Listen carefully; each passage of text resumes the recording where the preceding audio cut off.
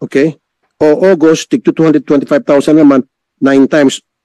So, this amounted to 8.3 million. Actually, 9 million to. Tama? 9 point something million.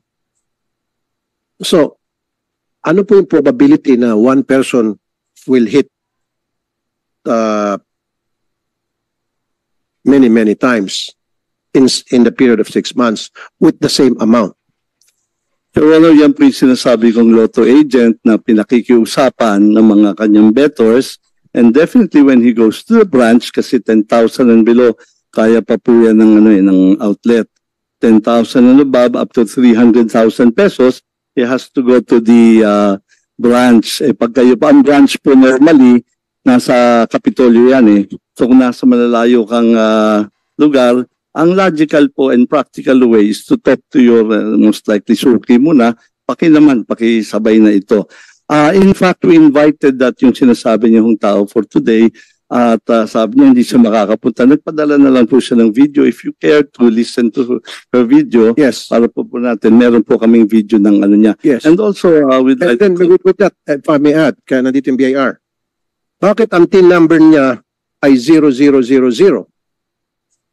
6 months na siya nanalo, several times, multiple times, at 225,000 each time na siya manalo, na umabot na ng 9 point something million, and 0000 pa rin ang TIN number niya. Mamaya, yung BIR will explain to us how did it happen.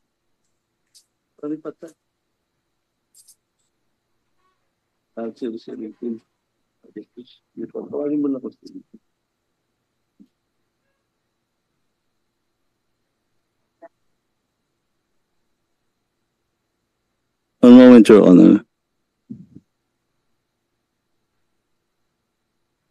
Comsec, gusto ko yung mga pangalan na binanggit ko. I want them to be here sa next hearing and to explain to us kung talagang agent sila. And then kung agent sila, then bakit kung sila ay nagka-claim on behalf of some people o suki nila, whatever, then why are not they paying taxes? Kasi dapat yan, nakalagay ang TIN number nila rito. Tama ba ako, BR? Nakalagay po dapat yung TIN nila. Exactly. Pag 00, ibig sabihin po, hindi po sila naglagay ng TIN nila.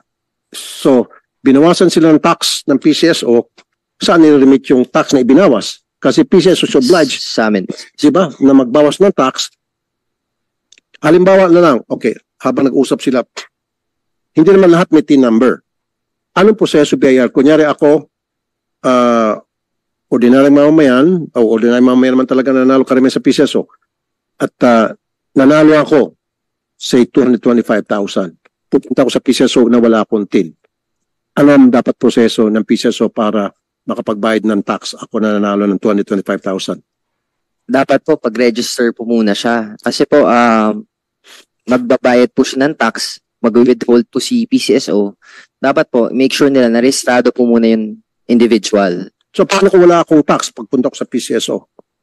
So, paano kung wala akong TIN pagdating ko sa PCSO at may hawak-hawak ko ng winning ticket worth 225,000? What is the procedure per BIR? Well, sa amin po, since mag-withhold siya, mag-file po siya ng form, kailangan may TIN po yun. Kung wala po, i-require po muna si taxpayer o yung nanalo si winner po na mag-register po kung wala pong TIN. Kaya, pero di ba there's such a thing na magbibigay siya ng temporary TIN number? Wala pong... Kasi kung magigintay pa ng several days before mabigyan siya ng TIN sa kanya makiklaim yung kanyang price, dito papasok itong magkakaroon ng maraming tinatawag na fixer or rediscounter. Ang TIN naman po, Mr. Chair, 1 day lang po, mabilis lang po. 1 day. Yes po. Punta lang po sa district office, pila lang po. Tapos, depende po sa traffic po ng tao. Pero for example, sa Metro Manila po, within 20 minutes, nakakuha na po agad ng TIN yung individual po. Pero, mamaya sa PCSO tanong ko, pero wala ba kayong tao sa PCSO na naka-standby doon para sa mga winners, turuan sila, i-guide sila, i-process yung kanilang TIN doon sa mga walang TIN, nang sa gayon, hindi na pupunta sa mga tinatawag ni Mr. Robles sa mga agents at para ibigay yung kanilang winning ticket. Wala po, Mr. Chair. Pero meron na po kaming ano ngayon online, na madali na lang po mag-register po. Okay. Pero hindi tama itong nangyayari dito na lahat ng mga multiple winners 0, 0, and 10. So may discrepancy rito, may problema rito. As you can see it, Mr. Tibayan. Mr. Chair, yes po. Although may sinample test po kami, yung mga ibang 00 po, may in po sila nung verify po namin sa system. Pero merong iba na wala. Meron po talaga. Okay. Sige. Your Honor, if I may, Attorney Pachagi, sir, or AGM for the finance. Good morning, Mr. Chair. Yeah, already. Good morning. As regards the alleged absence of the TIN, Your Honor, we have actually the TIN supplied by the winners. And that's part of the certificate of creditable tax withhold at source submitted to the BIR. Mr. Arnel Casas, I have a copy Your here. Honor, Attorney Patiag, sir. Pachag, Larry Pachag. Pakipalitan na. Pakipalitan. And then pakilagay dito para makita kang pangalan para they will be identified properly. Diba? Siya po ay si Attorney Attorney Lauro Patiag, Your Paolo Honor. Patiag.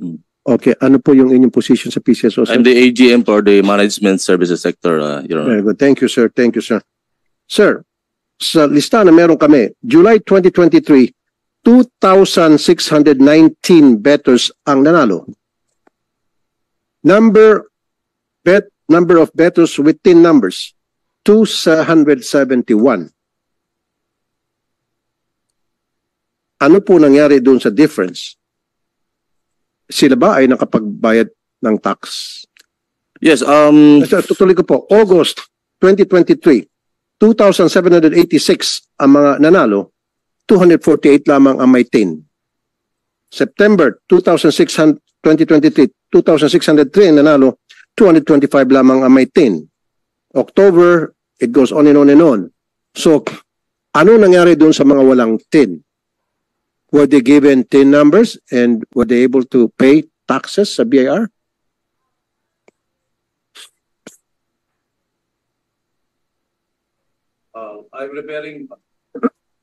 Your Honor, I'm referring to the winner, particular winner mentioned as regards the winnings. Mamaya na po yung winner. Mamaya. Ito Pero lang yung- kasi sinasabi nyo, may mga 10 numbers.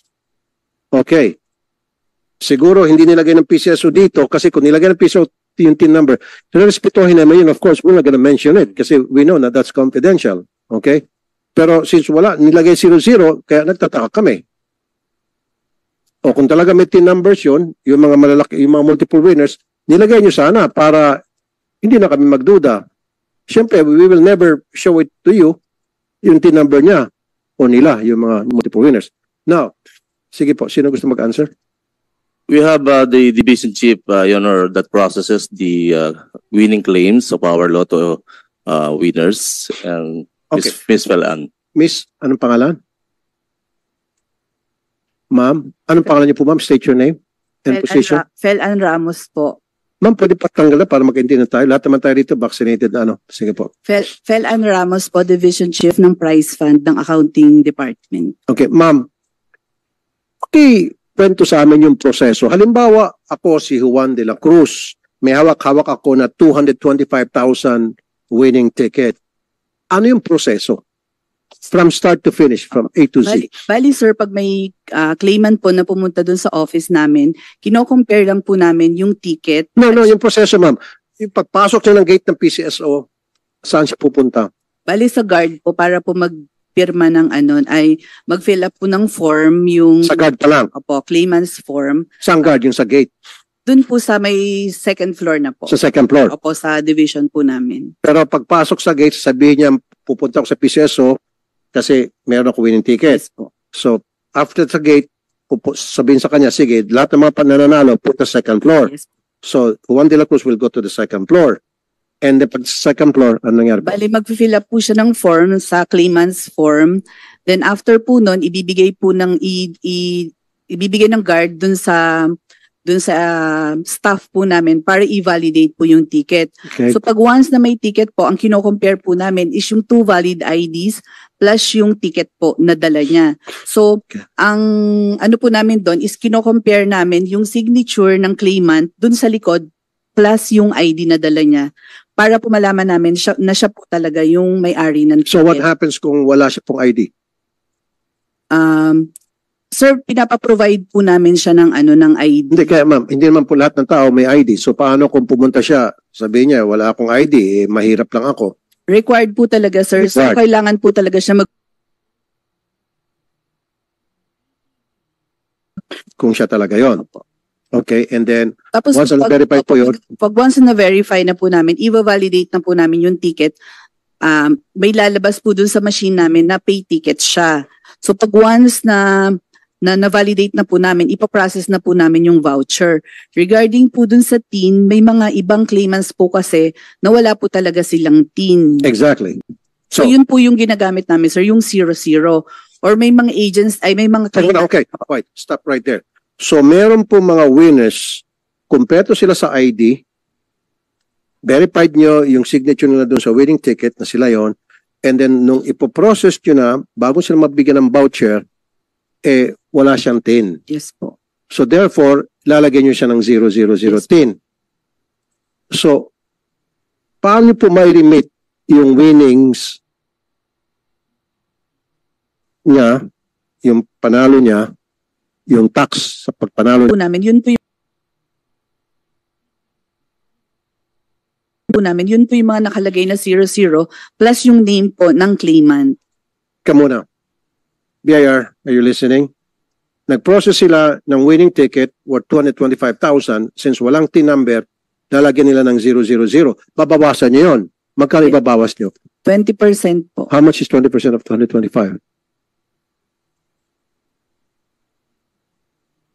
45 po. 45,000. Yes po. Yun ang binawas nyo doon sa 2025. 45,000 na supposed to be sa BIR. So, paano ibabangga ng BIR yung 00 TIN number doon sa winning yung 40, magkano po ulit? 45,000. 45,000.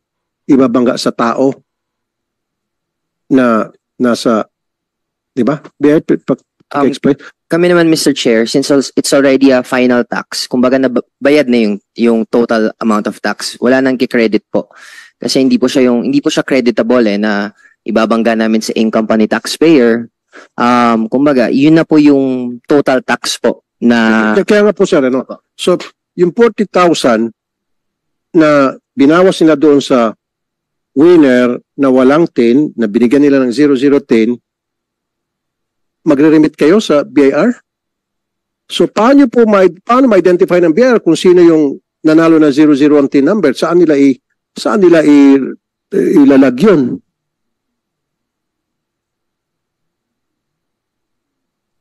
BIR, how can that happen? So, Juan de la Cruz, 40,000, 0000.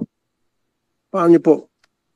well, technically, Mr. Chair, hindi namin exactly mababangga kung lalo na kung may multiple names na makakapangalan po.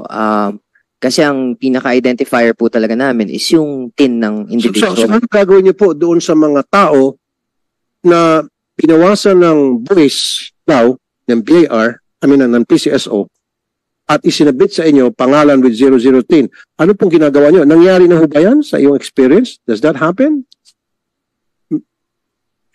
It never happen or it happens many times? And kung nangyayari po yun, ano yung ginagawa niyo doon kay Juan de la Cruz na 00 ang TIN at marami sila at nagbayad ng mga taxes? What do you do with them? Kung totoo yung sinasabi nila. Kami kasi, Mr. Chair, what we do is, may mga, Ano sa sagutin mo? Nangyayari ba yun? Yung sinasabi niya, consistent ba yun? Sinasabi niya? when, based sa records po, marami po talagang 000 nangyayari po. Sinasubmit sa inyo ng PCSO. Yes po, meaning blank po yung tin na sinasubmit po sa amin. So what do you do with those winners na 000 ang tin? So paano ibabangga yun sa sa Well, hindi na tao po, na samantalang wala naman tin? Ang tin naman yung pinaka-identification, tax identification ng isang taxpayer. opo. So ano mangyari dun sa pera? Kung sabi, inaamin pala meron. So saan napupunta yung pera ng mga nagbabayad ng tax using the 00T number? Yung tax po, nare-remit po sa BAR, nababayaran naman po sa BAR. Kaya nga po, pero kanino po ibinabangga, wala naman tin number. Di ba dapat yung ibinibigay na winnings, yung taxes, mga tax doon sa winnings, ibabangga yun sa tao na nanalo, na may tin na may tin number. Since wala itong tin number, kayo nang gagawa ng tin number doon sa 00? Hindi po. May mga instances, Mr. Chair, check po namin kung meron talagang tin. Kasi minsan po, napansin po namin, wala nga pong sinasubmit si PCSO, and then, nung dinouble check po namin, may tin naman pala yung individual. Okay, sige. Yung wala po talagang tin, nagsasabit ang PCSO ng walang tin Opo. na bayad na tax mula sa winning sa loto. Ano pong ginagawa nyo? Yun, Doon. Sir Chair, hindi namin ma-identify talaga kasi wala po talaga siyang tin. So ano ginagawa nyo po doon sa perang yon? Yung na-remit sa amin po, counted pa rin po as collection kasi may nanalo pa rin po and may tax pa rin pong dapat bayaran dun sa panalo. Counted as collection. Yes po, opo. Okay. Kasi, opo. So napupunta pa sa kaban ng bayan. Yes po, Mr. Chair. Okay ako dyan. Pero tulad sinasabi ko kanina, ang daming multiple winners na walang tin at base po sa record ng PCSO, libo-libo po ang mga nanalong bettors pero hindi po tumutugma, daan lamang po ang may tin numbers. Example, July 2023, 2,619 nanalo, 271 lang may tin. When I was interviewed ng DZBB, ni Joel and Weng, nasabi ko doon na meron multiple winners sa PCSO. I don't know kung yan ay 4, 5, or 6-digit games, and you will explain to us what games are those. But when you were interviewed by GMA7, unang hirit ni Arnold Clavio, sinabi niyo po, sir, Mr. Robles, na hindi sila winners kundi sila ay claimants. Can you define to us the difference between winners and claimants, sir?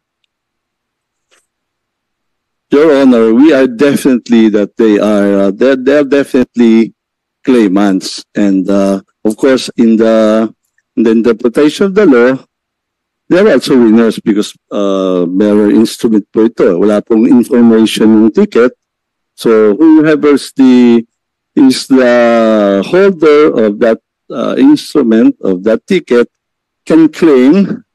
Ang sinasabi ko, they are not necessarily the winners, although legally yes, but in reality po, as practiced over the years, including before me, since nga bearer instrument to, at unang-una hindi naman din yung jackpot, kasi po ang tinatanong sa amin, could there be multiple winners of jackpot?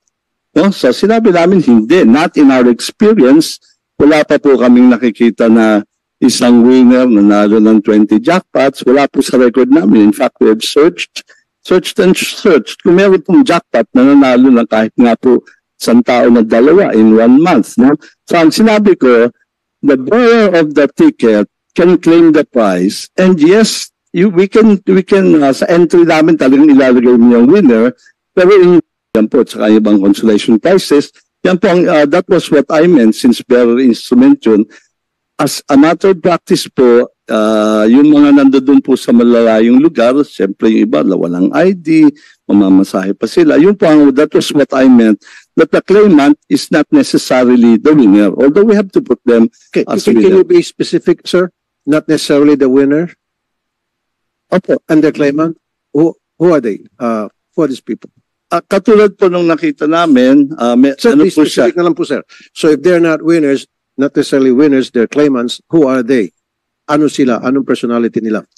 Sila na holder ng ticket. Push po sila, sinasabi ko nga, this is a bearer instrument. Presume po sila to be the winner kasi yung lang naman pong ilalagay doon. Wala naman po Should be the winner, or ako na lang po, I'll fill in the blanks. Are you talking about ito yung mga nagpapare-discount? Hindi ko po masabi yan kasi it's a transaction between them eh. Hindi ko po masabi yan kung nagpapare-discount sila. Ayan lang po ang may naririnig. Pero personally, hindi ko po alam yan. Kasi alam nyo, it's being done every day po yan eh. Yung lalo na sa mga low tier, 2D, 3D. Madalas po yan na pinapaabunuhan na lang nila sa sa ahente nila. Most likely po yan mga ahente or I mean lotto outlet po yan Okay. most likely. So sa next hearing, gusto ko po ipatawag COMSEC through the PCSO cooperation the following names. Nituda Antonieta, and then Rayal Jim J. Sualio, 10 lamang po ito, and Lahara Rolando. Why? Isa sa kanila halimbawa, noong July, 1, 2, 3, 4, 5, 6, 7, 8. 8 times nanalo ng 225,000 pesos. August, 9 times nanalo ng 225,000 pesos. September, 2 times nanalo ng 225,000, tig to 225,000 pesos. October, 1, 2, 3, 4, 4 times nanalo ng tig 225,000 pesos. November, 9 times nanalo ng tig 225,000 pesos. Or excuse me, in fact, yung pinakalas, nanalo siya ng 450. So, December, 4 times nanalo ng tig 225,000. So, nandun yung uniformity na every month, tinatamaan niya yung tig 225,000 pesos na premyo. Okay? O August, tig 225,000 naman, 9 times. So, this amounted to 8.3 million. Actually, 9 million to eh. Tama? 9 point something million. So, ano po yung probability na one person will hit many times in the period of 6 months with the same amount? So yan po yung sinasabi kong lotto agent na pinakikiusapan ng mga kanyang bettors, and definitely when he goes to the branch, kasi 10,000 and below, kaya pa po yan ng outlet.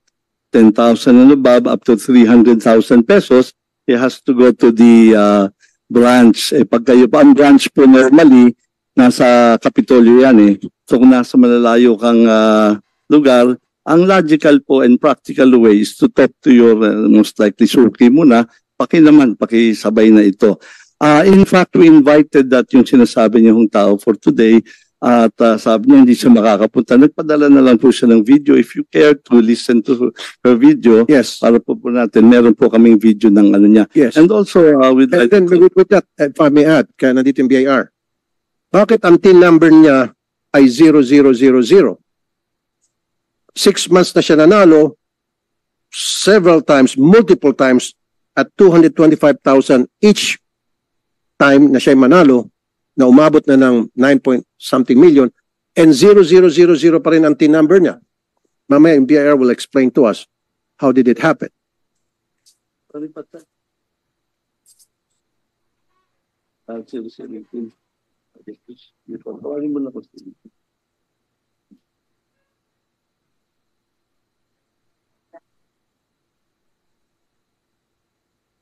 One moment, Your Honor.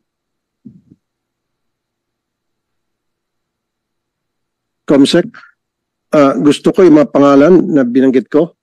I want them to be here sa next hearing and to explain to us kung talagang agent sila. And then kung agent sila, then bakit kung sila ay nagka-claim on behalf of some people o suki nila, whatever, then why are not they paying taxes? Kasi dapat yan, nakalagay ang TIN number nila rito. Tama ba ako, BIR? Nakalagay po dapat yung TIN nila. Exactly. Pag 00, ibig sabihin po, hindi po sila naglagay ng TIN nila. So, binawasan sila ng tax ng PCSO, saan nire-remit yung tax na ibinawas? Kasi PCSO is obliged, Sa amin. di ba, na magbawas ng tax. Halimbawa na lang, okay, habang nag-usap sila, hindi naman lahat may TIN number. Anong proseso BIR? Kunyari ako, ordinaryong mamamayan, o ordinaryong mamamayan naman talaga nanalo karamihan sa PCSO, at nanalo ako, say 225,000. Pupunta ako sa PCSO na wala akong TIN. Ano ang dapat proseso ng PCSO para makapagbayad ng tax? Ako na nanalo ng 225,000. Dapat po pag-register po muna siya. Kasi po magbabayad po siya ng tax, mag-withhold po si PCSO. Dapat po make sure nila na rehistrado po muna yung individual. So paano kung wala akong tax pagpunta ko sa PCSO? So paano kung wala akong TIN pagdating ko sa PCSO at may hawak-hawak ko ng winning ticket worth 225,000? What is the procedure per BIR? Well, sa amin po, since mag-withhold siya, mag-file po siya ng form, kailangan may TIN po yun. Kung wala po, i-require po muna si taxpayer o yung nanalo, si winner po, na mag-register po. Kung wala pong TIN. Kaya nga, pero di ba there's such a thing na magbibigay siya ng temporary TIN number? Wala pong... Kasi kung magigintay pa ng several days before mabigyan siya ng TIN, sa kanya makiklaim yung kanyang price, dito papasok itong magkakaroon ng maraming tinatawag na fixer or rediscounter. Ang TIN naman po, Mr. Chair, 1 day lang po, mabilis lang po. 1 day. Yes po. Punta lang po sa district office, pila lang po. Tapos, depende po sa traffic po ng tao. Pero for example, sa Metro Manila po, within 20 minutes, nakakakuha na po agad ng TIN yung individual po.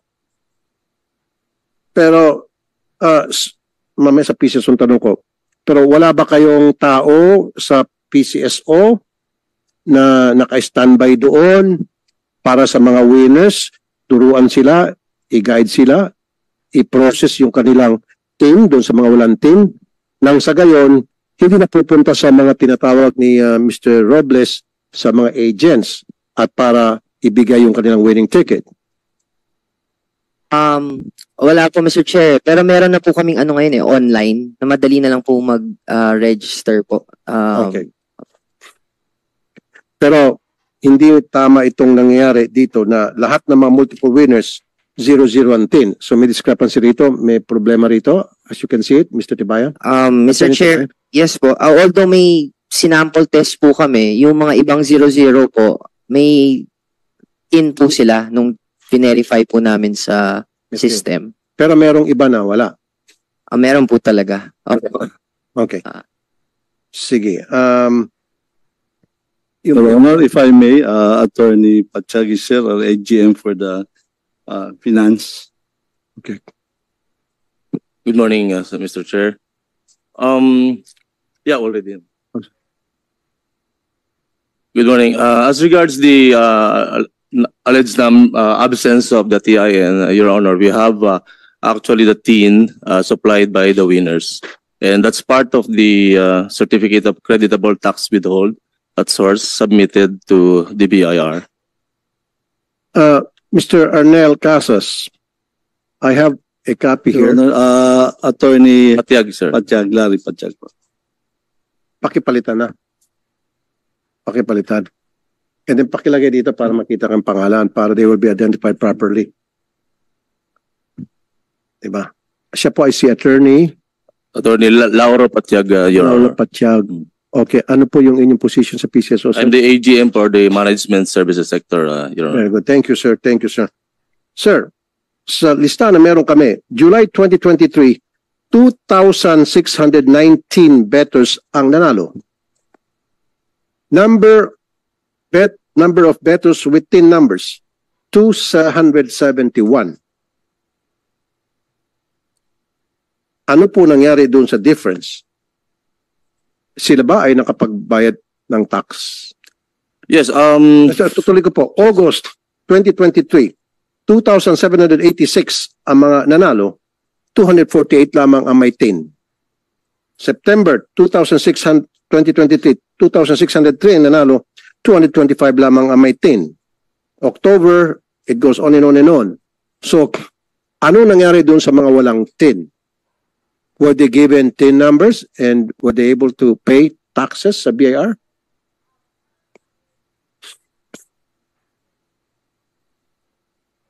I'm referring.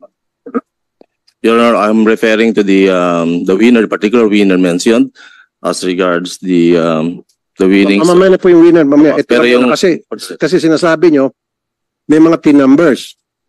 Okay. Siguro hindi nilagay ng PCSO dito kasi kung nilagay ng PCSO yung team number, respetuhin naman yun. Of course, we're not gonna mention it kasi we know na that's confidential. Okay? Pero since wala, nilagay 00, kaya nagtataka kami. O kung talaga may team numbers yun, yung mga malalaki, yung mga multiple winners, nilagay nyo sana para hindi na kami magduda.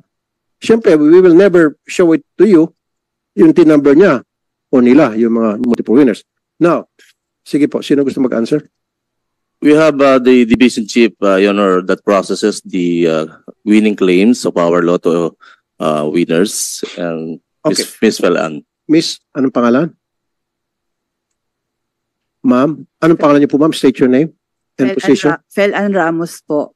Ma'am, pwede patanggal na para mag-intindi na tayo. Lahat naman tayo rito vaccinated na ano. Sige po.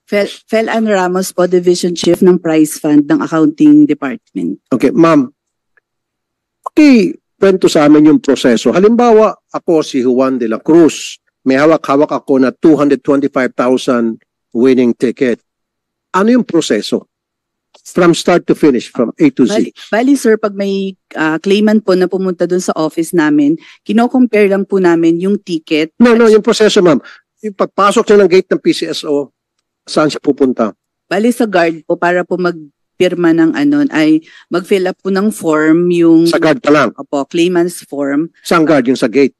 Dun po sa may second floor na po. Sa second floor. Opo, sa division po namin. Pero pagpasok sa gate, sabihin niya, pupunta ako sa PCSO kasi meron ako winning ticket. Yes po. So, after the gate, sabihin sa kanya, sige, lahat ng mga pananalo, punta sa second floor. Yes.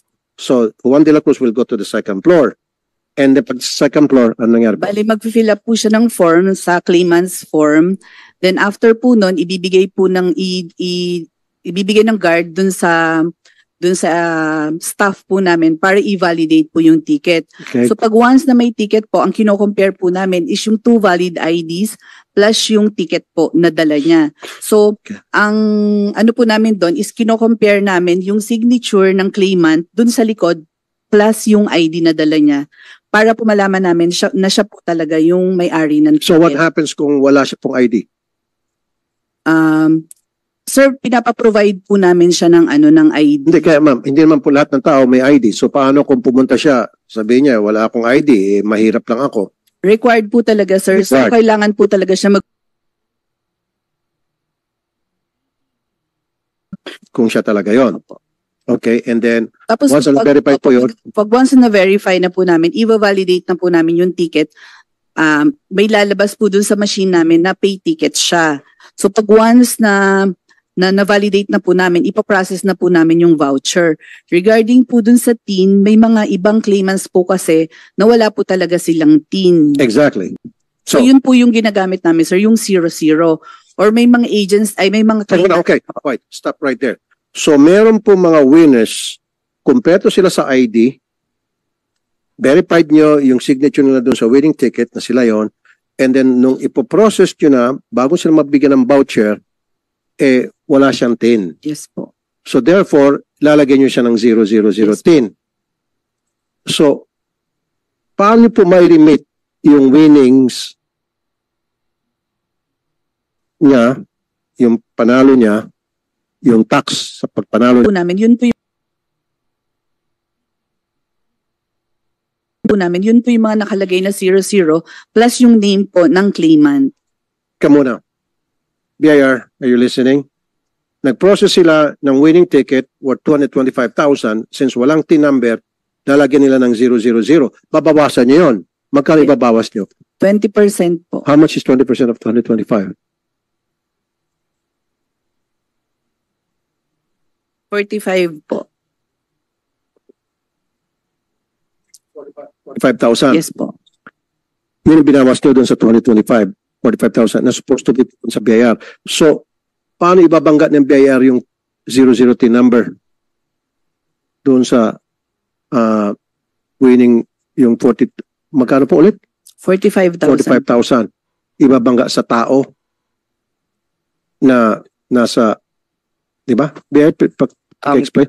Kami naman, Mr. Chair, since it's already a final tax, kumbaga bayad na yung total amount of tax, wala nang ki-credit po. Kasi hindi po siya creditable na ibabangga namin sa income pa ni taxpayer.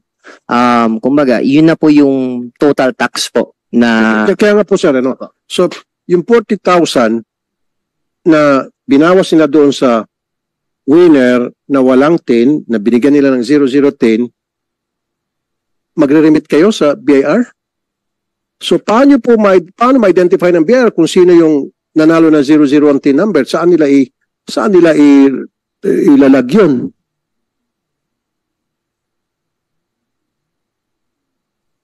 BIR, how can that happen?